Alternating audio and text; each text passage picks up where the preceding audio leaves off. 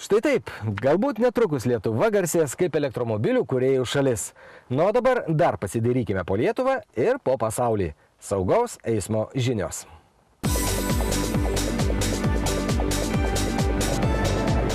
Strasbūre buvo pristatytas unikalus Toyota gamintojų ir ES projektas. Toyota suteikė sąjungai 200 hibridinių elektromobilių Toyota Prius plug-in. Tai automobilis su benzininiu 1,8 litro varikliu ir elektros motoru. Pastarojo varomas jis gali nuvažiuoti 20 km atstumą. 100 jų skirti Strasbūro miestui. Jame bus įrengta 150 elektros įkrovimo stotelių. Automobilius eksploatuos miesto savivaldybės įmonės ir privačios bendrovės. Toyotos specialistai nuolat stebės šį didelį eksperimentą ir atliks tyrimus, kaip elektromobiliai eksploatuojami Europoje. Kiti 100 automobilių važinės kitose Europos šalyse, tačiau ne vienas jų nepateks į Baltijos kraštus. Praėjusią savaitę surengta smagi eismo saugumo akcija, kurią organizavo Kauno technologijos universiteto studentai draugė su kelių direkcija. Jaunuoliai varžėsi improvizuoto slalomo rungtyje ir laikė kelių eismo taisyklių teorijos egzaminą. Išbandyti jėgas panoro apie 100 studentų, daugiausia vaikinų. Norint parodyti jiems, kad tikras meistriškumas slypi ne lakstyme, o būtent gebėjime vairuoti tiksliai automobilį. Ir būtent todėl mes remiamės tokia aikštelė, kuriai reikia ypatingai gerų vairavimo ypatumų, norint ją įveikti be klaidų. Ir kaip matyti iš rezultatų, kol kas tik vienas sugebėjo įveikti be klaidų, o visi kiti bent vieną ar kitą klaidą padaro.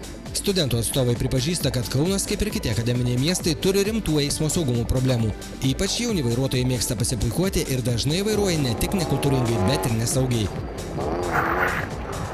Na, iš tikrųjų, galima sakyti įvairiai, yra visokių. Čia galbūt priklauso labiau nuo žmogaus, bet yra tikrai gerai vairuojančių ir yra labai stipriai lakstančių, netgi šioje rungtyje. Renginio žiūrovai galėjo ne tik įvertinti, kaip vairuoja jų kolegos, bet ir patys išbandyti vienos efektyviausių saugos priemonių – saugos diržo privalumus. Tokie renginiai yra labai sveikintini ir jie yra būtini tam, kad parodytų žmonių supratimą apie saugų eismą, kad reikia kartotis kelių eismo taisyklės, reikia tobulinti vairavimo įgūdžius. Manau, kad tokių renginių turėtų būti kuo toliau, tuo daugiau.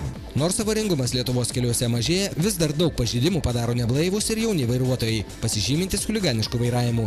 Manoma, kad tokie renginiai didina jaunuolių savimonę ir pagaliau leidžia išlieti energiją ne gatvėje, o saugioje trasoje demonstruoti tikruosius sugebėjimus.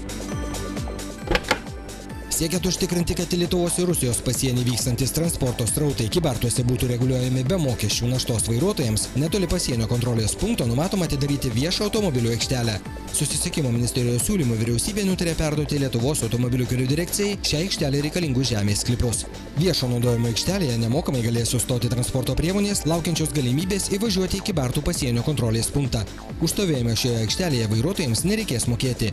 Žemės sklypų perdavimas ir viešos automobilių aikštelės įrengimas padės išspręsti daugelį metų užsitęsusią transporto srautų kybartuose reguliavimo bei priverstinių automobilių važiuojančių valstybinės reikšmės keliais apmokestinimo problemą.